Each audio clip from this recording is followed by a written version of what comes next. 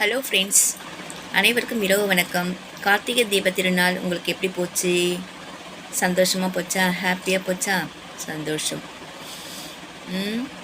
சரி, எல்லோரும் சாப்பிட்டு முடிச்சிட்டிங்களா? தூங்க போயிட்டீங்க இல்லையா? ஓகே. இன்றைக்கி நானும் கொஞ்சம் பிஸி தான், நிறைய கொஞ்சம் வேலை. ஒரு பக்கம் உடல்நிலை சரியில்லை என்றாலும் வீட்டில் வேலை செய்ய வேண்டும் என்ற சூழ்நிலை. ஓகேவா? சரி, நான் என்னுடைய லைஃப் ஸ்டோரியை சொல்லிட்டு வந்தேன் இல்லையா? நடுவில் நிறைய கஷ்டங்கள், பட் ஸ்டாப், அதாவது முக்கியமான விஷயத்தை மட்டும் தான் உங்ககிட்ட ஷேர் பண்ணிகிட்ருக்கேன். நடுவில் நான் பட்ட கஷ்டங்கள், வேதனைகள், அவமானங்கள், ஏச்சுக்கள், ஒரு குழந்தைக்கு அப்பா இல்லைன்னா அந்த குழந்தைக்கு என்ன பேர் வைப்பாங்கன்றது உங்களுக்கு நல்லாவே தெரியும். எல்லாத்தையும் ஃபேஸ் பண்ணிட்டு தான் வந்திருக்கேன். அதெல்லாம் விட்டுட்டு தான் இப்போ நான் உங்களுக்கு சொல்லிகிட்ருக்கேன். அதுக்கப்புறம் ஃபுல் டீட்டெயில் அதுக்கப்புறம் சொல்கிறேன். அதுக்கப்புறம் சொன்னேன் இல்லைங்களா, தாத்தா என்கிட்ட வந்து சாகும்போது 5 மணிக்கு இறக்குறாருன்னா 4 மணிக்கு என்கிட்ட ப்ராமிஸ் வாங்கிட்டாரு. நீ வந்து இவரை தான் கல்யாணம் பண்ணிக்கணும், ஏன்னா எந்த வித கெட்ட பழக்கமும் கிடையாது. இவர் ஏற்கனவே பார்த்திங்கன்னா ஒரு கம்பெனியில் வேலை செய்துட்டு இருந்து அந்த கம்பெனிலேருந்து ஸ்ட்ரைக் மூலமாக வேலை விட்டு நின்றுட்டு ஏதோ ஒரு பிஸ்னஸ் கொஞ்சம் பண்ணிகிட்டு இருந்தார். ஆனால் என்ன சொன்னாங்க என்கிட்ட அப்படின்னு கேட்டிங்கன்னா, இப்போ ஒரு கம்பெனியில் வேலை செய்துட்ருக்காருமா, இப்போ ஸ்ட்ரைக்கில் இருக்காங்க, 6 மாதத்துக்குள்ளே வேலை கிடச்சிடும். அது இல்லாமல் வீடு இருக்குது, நிலம் இருக்குது, சொத்து இருக்குது. இவர் வந்து கடைசி பையன், உன்னை கண்ணு கலங்காமல் பார்த்துப்பான். வேறு எங்கேயாவது உன்னை கல்யாணம் பண்ணி கொடுத்தா குடிப்பாங்க, அந்த மாதிரிலாம் இருப்பாங்கம்மா அப்படின்ட்டு என்கிட்ட சொன்னாங்க. சரி, எங்கள் தாத்தா சொன்னார். விருப்பமே இல்லாமல் எங்கள் தாத்தா நான் ஒத்துக்க மாட்டேன்னு சொன்னப்போ கூட எங்கள் தாத்தா என்ன பண்ணாருன்னா, நீ சத்தியம் பண்ணு, ஏன்னா நான் இறந்துட்ட பிறகு நீ மாறிடுவேன், இப்பயே நீ வந்து கல்யாணம் வேணாம்னு சொல்லிகிட்ருக்க, நீ மாறிடுவேன், எனக்கு வந்து சத்தியம் பண்ணு அப்படின்னு கேட்டாங்க. சரின்ட்டு சத்தியம் பண்ணிவிட்டு ஒரு 1/2 அன் ஹவரில் அவர் வந்து இறந்துட்டார். சரிங்களா? அவர் இறந்து 1 வருஷத்துக்குள்ளே கல்யாணம் பண்ணிடணும், இல்லாட்டி 3 வருஷம் தள்ளி போயிடும். ஒரு வீட்டில் பெரியவங்க இறந்தாங்கன்னா இதில் வந்து அம்மாவுக்கு எந்த வித பங்கும் கிடையாது. அம்மாவுக்கு என்ன நடக்குதுன்னே தெரியாது. ஏன்னா அந்தளவுக்கு அவங்க வந்து ரொம்ப இன்னோசென்ட்டாக இருப்பாங்க. அது எதனால் அப்படி இருந்தாங்க, ஏன் அப்படி இருந்தாங்க தெரியல.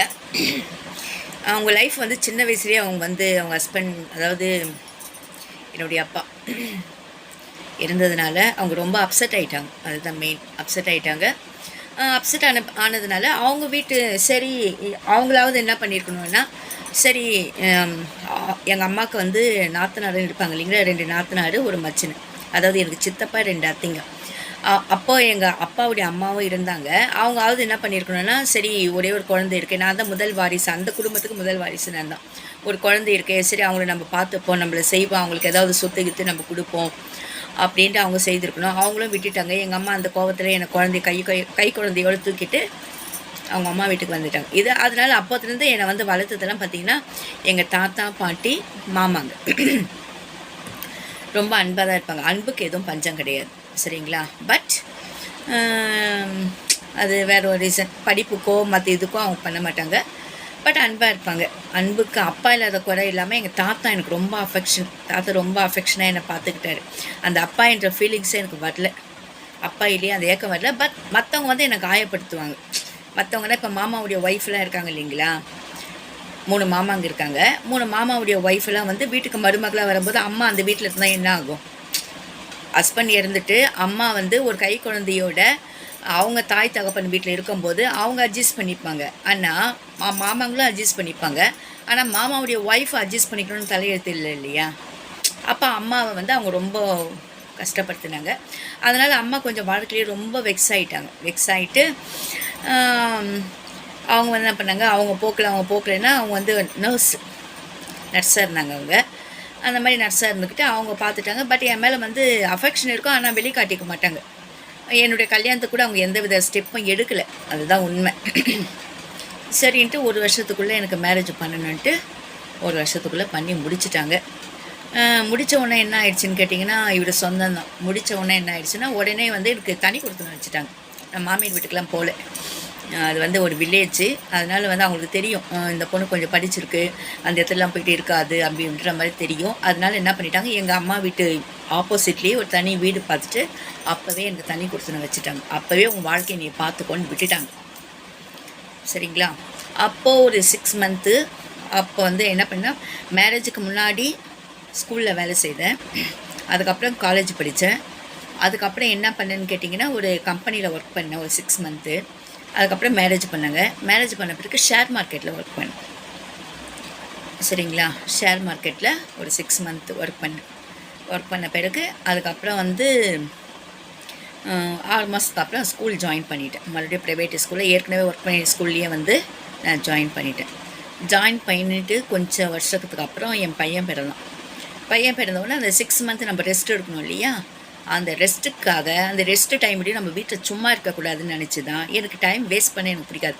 இதை வீட்டில் சோறாக்கணும் குழம்பாக்கணும் அப்படின்றது. எனக்கு அம்மா வீடு தான் பாட்டி இருந்தாங்க. அப்போ வந்து என் குழந்தைய வந்து பாட்டி பார்த்துப்பாங்க. சரி, அந்த டைமில் வந்து அந்த 6 மந்த் நம்ம வேஸ்ட் பண்ணக்கூடாதுன்றதுக்காக அந்த 6 மந்த்து தான் டெய்லரிங் கிளாஸ் போகணும். 6 மந்த் கோர்ஸ். ஆக்சுவலாக பார்த்திங்கன்னா ஃபேண்டி ஷர்ட்டு, ப்ளவுஸு, அப்புறம் வந்து சுடிதாரு எல்லாமே தைக்கிற மாதிரி ஒரு கிளாஸு, சர்டிஃபிகேட்டும் கொடுப்பாங்க. அதுக்கு வந்து எக்ஸாமும் இருக்குது. 6 மந்த்து போனேன். திருப்பி அகெயின் வந்து ஸ்கூல் ஜாயின் பண்ணிவிட்டேன். அப்போத்துலேருந்து ஓடிட்டுருக்கேன், இன்னும் ஓடிட்டு தான் இருக்கேன். சரிங்களா. அப்போ எங்கள் வீட்டுக்காருக்கு வந்து ஒரு குறைவான சம்பளம் தான், ரொம்ப அந்தளவுக்கு வருமானம்லாம் கிடையாது. ரொம்ப கஷ்டம் தான். ஏன்னா அப்போவே தண்ணி கொடுத்துட்டோம் வச்சதுனால வீட்டு வாடகை கட்டணும், குழந்தைங்களுக்கு பால்டீன் வாங்கி கொடுக்கணும், பையனுக்கு பால்டீன் வாங்கி கொடுக்கணும். அப்புறம் வீட்டில் அதே வீட்டில் இருக்கிறதுனால எனக்கு சொந்த பந்தெல்லாம் பக்கத்தில் இருப்பாங்க. எப்போ பார்த்தாலும் நம்ம வீட்டில் கெஸ்ட் வந்துட்டு இருப்பாங்க, அவங்கள பார்க்கணும், அவங்கள செய்யணும். அப்படி வாழ்க்கை போயிட்டே இருக்கும், கஷ்டம் நஷ்டத்தோடு போயிட்டுருக்கோம். அந்த குடும்ப பொறுப்பை எனக்கு அப்பயே கொடுத்துட்டாங்க. அதாவது நீ தான் பார்த்துக்கணும், இவர் வந்து இவ்வளோ தான் சம்பளம் கொடுப்பாரு, இந்த குடும்பத்தை நீ தான் பார்த்துக்கணும். அது 10 இல்லையா, ஹாஸ்பிட்டலுக்கு போனோமே வரணுமே அப்படிலாம் எதுவும் கிடையாது. ஆக்சுவலாக வந்து நான் கன்சீவாக இருக்கும்போது கூட என் கூட யாருமே ஹாஸ்பிட்டலுக்கு வரமாட்டாங்க. செக்கப்புக்கு கூட எங்கள் அம்மா கூட வரமாட்டாங்க. அந்த செக்கப்புக்கு கூட மாதம் ஹாஸ்பிட்டலுக்கு போனேன் இல்லைங்களா, நான் மட்டும்தான் தனியாக போவேன். ஆனால் வந்து அப்போ இருந்த சூழ்நிலைக்கு என்னால் வந்து மாத்திரை மருந்தோ டானிக்கோ என்னால் வாங்கி சாப்பிட முடியாது, ஒரு ஹெல்த்தான ஃபுட்டு சாப்பிட முடியாது. நம்ம வீட்டில் எப்பயுமே கெஸ்ட் இருக்கிறதுனால அவங்களுக்கு செய்கிறதுக்கே எனக்கு சரியாக இருக்கும். குழந்தைக்கு பால்டீன் வாங்கி கொடுக்கறது, அப்புறம் வீட்டு வாடகை கட்டுறது, மளிகை சாமான் வாங்குறது, அது இதுன்னு பார்த்திங்கன்னா ரொம்ப அப்போ இதுவாக இருக்கும். அப்போ டாக்டருங்க வந்து மெடிசன் இன்ஜெக்ஷன் தடுப்பூசி போட சொல்லுவாங்க, ஃப்ரூட் நிறைய சாப்பிட சொல்லுவாங்க, பிளட் இல்லாமல் நிறைய சாப்பிடு. அதெல்லாம் வாங்குறதுக்கு என்கிட்ட பணமோ இதுவோ கிடையாது. இவரும் வந்து அந்த மாதிரி எதுவும் கண்டுக்க மாட்டார், அப்படியே விட்டுருவார். குழந்தை பிறக்கும்போது நைட்டு குழந்தை பிறகுறான், அன்றைக்கி மதியம் சாயந்தரம் வரையும் நான் வீட்டு வேலை செய்துட்ருக்கேன். சரிங்களா, அந்தளவுக்கு ஒர்க்கு போயிட்டே இருக்குது. அதுக்கு நடுவில் நிறைய கஷ்டங்கள். பட் இவரால் கஷ்டம் கிடையாது. நான் இவரால் வந்து இவரை சண்டை போடுறது செய்கிறது அதெல்லாம் கிடையாது. பட் வந்து வேறு பிரச்சனைகள் நமக்கு வந்து இருக்கும். இந்த சொந்த பந்தத்தில் இப்படி இருக்காளே, நல்ல வாழ்க்கை வாழ்கிறாளே, நல்லா இருக்க, நமக்குள்ளே இருக்கிற கஷ்டம் அப்படி போயிடும். ஆனால் இவங்க சும்மா என்னை வந்து இது பண்ணி நோண்டிகிட்டே இருப்பாங்க. அப்படியே நான் படிச்சுட்டு தான் இருந்தேன். அப்போ வந்து ஒரு டிகிரி தான் முடிச்சிருந்தேன் நான். பட் பிஎட் முடிக்கல. அப்போ நான் பிஎஸ்சி முடித்தேன், பிஎட் முடிக்கல. அப்போ கரசில் அங்கேயே ஒரு இன்ஸ்டியூட் இருந்தது, அந்த இன்ஸ்டியூட்லேயே வந்து பிஎட் முடித்தேன் நான். சரிங்களா, பிஎட் முடிச்சுட்டு மறுபடியும் ஸ்கூலில் தான் ஒர்க் பண்ணிகிட்டு இருந்தேன். ஸ்கூலில் ஒர்க் பண்ணிக்கிட்டே பசங்களை படிக்க வச்சுக்கிட்டு அதுக்கப்புறம் எம்எஸ்சி சைக்காலஜி மெட்ராஸ் யூனிவர்சிட்டியில் பண்ணேன். அதுக்கப்புறம் வந்து எம்எட் அப்படியே படிச்சுட்டு பசங்களையும் படிக்க வச்சுட்டு நானும் படித்தேன். அதுக்கப்புறம் ஆர்ஆர்பி எக்ஸாமும் எழுதியிருக்கேன். பட் நமக்கெல்லாம் அதுக்கு வாய்ப்பு கிடையாது. ஒரு 4-5 எக்ஸாம் எழுதியிருக்கேன் நான், வாய்ப்பில்லை. அப்படியே போயிட்டு இருந்தது. அதுக்கப்புறம் பையன் வளர்ந்துட்டான். அதுக்கப்புறம் ஸ்கூலில் சேர்க்கணும்னு அவனை சேர்த்தேன். மீதி கதையை அப்புறமேட்டு சொல்கிறேன். ரொம்ப இன்ட்ரெஸ்டிங்காக இருக்கா, போர் அடிக்கா உங்களுக்கு சொல்லுங்கள். உங்களுக்கு பிடிச்சிருந்தா நான் சொல்கிறேன். சரிங்களா. இதுக்கு நடுவில் நிறைய கஷ்டங்கள். அப்போ கூட அம்மா வந்து தன் பொண்ணு வந்து கன்சீவாக இருக்கே, அப்படி இருக்கே, நல்லா கவனிப்போம், நல்ல ஹெல்த்தியான ஃபுட்டை வாங்கி கொடுப்போம் அப்படின்னு கூட அவங்க செய்ய மாட்டாங்க. என்னவோ அவங்களுக்கு ஒரு இன்ட்ரெஸ்டே இல்லாமல் போயிடுச்சு, அவ்வளோதான். என்ன பண்ணுறது இல்லையா, எல்லாருக்கும் ஒவ்வொரு கஷ்டம்னா எனக்கு அந்த மாதிரி ஒரு கஷ்டம் அப்படியே போயிடுச்சு. லைஃப் அப்படியே போயிட்டுருக்குங்க. இன்னி வரைக்கும் கூட போயிட்டுருக்கேன், இன்னி வரைக்கும் செய்துட்ருக்கேன். 2 குழந்தைங்கள படிக்க வச்சு ஆளாக்கிட்டேன். என் சொந்த மொத்தத்தில் இன்னும் என் மேலே வந்து கொஞ்சம் பொறாமை தான். இதுக்கு நடுவில் நிறைய பிரச்சனைகளை ஃபேஸ் பண்ணியிருக்கேன். இன்னி வரையும் கூட என் மேலே பொறாமப்பட்டு தான் இருக்காங்க. என்னுடைய மாமா ஒய்ஃப் அதிகமாக என் மேலே பொறாமப்படுறது என்னுடைய மாமா ஒய்ஃபு தான். அப்படியே போயிட்டுருக்கு. பசங்களை படிக்க வச்சு ஆளாக்கிட்டு இப்போ தான் அப்படியே உட்காந்து சரி நம்ம டெட் எக்ஸாமுக்கு படித்து ப்ரிப்பேர் ஆகணும். இதுவரையும் நம்ம மற்றவங்களுக்காகவே செய்துட்டோம். என் குடும்பத்துக்காக செய்தேன், அப்புறம் ஹஸ்பண்டுக்காக, அவங்களுடைய ஃபேமிலி, அவங்க ஃபேமிலி வந்து கொஞ்சம் பெரிய ஃபேமிலி, அவங்களுக்கு, அப்புறம் நாத்தனார் பசங்களுக்கு, அப்புறம் மூத்தார் பசங்களுக்கு எல்லாருக்குமே செய்தேன். ஓடி ஓடி செய்தேன். எல்லாருக்குமே எது இருந்தாலும் ஜான்சி ஜான்சி ஜான்சி ஜான்சி ஜான்சி ஜான்சி. ஏன்னா ஓரளவுக்கு நான் கொஞ்சம் தைரியசாலி பொண்ணும், படிச்சிருக்கேன். என் சொந்த பந்தத்தில் அதிகமாக படிக்கல. அதனால் எல்லாத்துக்குமே என்ன தான் கூப்பிடுவாங்க. எல்லாருக்கும் செய்தேன். மாமாங்களுக்கு செய்தேன், அப்புறம் மாமிக்கு செய்தேன், பெரியம்மாவுக்கு செய்தேன், சித்திக்கு செய்தேன், அக்காவுக்கு செய்தேன், அண்ணனுக்கு செய்தேன். அவங்களுக்கு ஏதாவது ஒரு கஷ்டம்னா எங்கள் வீட்டுக்கு தான் வருவாங்க. அவங்களுக்கு எல்லாத்துக்குமே நான் அதை செய்வேன். இப்போ கூட எதனா ஒரு ப்ராப்ளம்னா எங்கள் வீட்டுக்கு தான் வருவாங்க. ஆனால் அவங்க ஒரு பக்கம் கூட யோசனை பண்ணவே இல்லை, இந்த பொண்ணு அம்மா அப்பா இல்லாத பொண்ணாச்சு, அந்த பொண்ணுக்கும் ஒரு கஷ்டம் இருக்குமே, அந்த பொண்ணு எங்கே போய் சொல்லும், யார் வீட்டுக்கு போகும் அப்படின்னு அவங்க நினைக்கவே மாட்டாங்க. பட் எங்கள் பெரியம்மா பசங்களும் அவங்களுக்கு ஒரு பிரச்சனை வந்தால் என்கிட்ட ஃபோன் போட்டு சொல்லுவாங்க, எங்கள் வீட்டுக்கு வந்து நான் வரட்டமா, எனக்கு ரொம்ப கஷ்டமாக இருக்குது அப்படின்னு நம்ம வீட்டுக்கு வருவாங்க. சரி ஓகே, நான் அதெல்லாம் ஒன்றுமே சொல்ல மாட்டேன். நம்ம கொடுத்து வச்சது அவ்வளோதான் இல்லைங்களா. சரி, நானும் வந்து என்னுடைய கஷ்டத்தை நான் யார்கிட்டையும் சொல்லாததுனால அவங்களாம் என்ன நினச்சிப்பாங்கன்னா, ஓகே ஜான்சி வந்து நல்லா இருக்கா, அவளுக்கு என்னம்மா அவங்க வீட்டுக்காரர் சம்பாதிக்கிறான், அவள் சம்பாதிக்கிறா, நல்லா இருக்கா, ஜாலியாக இருக்கா, நல்லா ட்ரெஸ்ஸிங் நல்லா பண்ணுவேன், அதனால் வந்து ஜாலியாக இருக்கா, போகிறா வரா அப்படின்னு தான் போயிட்டுருப்பாங்க. ஆனால் எனக்குள்ளே உள்ள கஷ்டம் இப்போ கூட இருக்கிற ஒரு பிரச்சனை தெரியாது. யாரோ ஒருத்தர் கேட்டாங்க, தெரியாதுன்ட்டு உலகத்துக்கே நீங்கள் சொல்லிட்டுருக்கீங்கன்னா, சொந்த பந்தத்துக்கு சொன்னால் அவங்கக்கிட்ட இரக்கம் வரும், ஒரு பக்கம் சிம்பத்தி வரும், அது பின்னாடி பின்னாடி பின்னாடி பேசிக்கிட்டு போயிடுவாங்க. அது நம்ம காதில் வந்து விழுந்துச்சுன்னா இன்னும் கொஞ்சம் மனசு வந்து நோகம் இல்லைங்களா. நீங்கள் வந்து எங்கேயோ இருக்கிறீங்க இல்லையா, அப்போது யார்கிட்டையாவது நான் ஷேர் பண்ணிக்கணும் இல்லையா, அதனால தான் உங்ககிட்ட ஷேர் பண்ணிக்கிறேன். சப்போஸ் இப்போ நான் யூடியூப் வச்சுருக்குது எங்கள் சொந்த பந்தத்துக்கு யாருக்குமே தெரியாது, என்னுடைய ஃப்ரெண்டு சர்க்கிளுக்கு தெரியாது, யாருக்குமே தெரியாது. தெரிஞ்சால் அதுக்கப்புறம் எனக்கு ஹெல்த் இஷ்யூன்றது தெரிஞ்சுக்க போகிறாங்க, அவ்வளோதான். ஓகேங்களா. எனக்கு அவங்களுடைய சிம்பத்தியோ இரக்கம். ஒரு விஷயம் தெரிஞ்சுங்க, சொந்தக்காரங்கிட்ட கை நீட்டி காசு வாங்குவதை விட அசலார்கிட்ட 5 காசு கடன் வாங்கிடலாம்.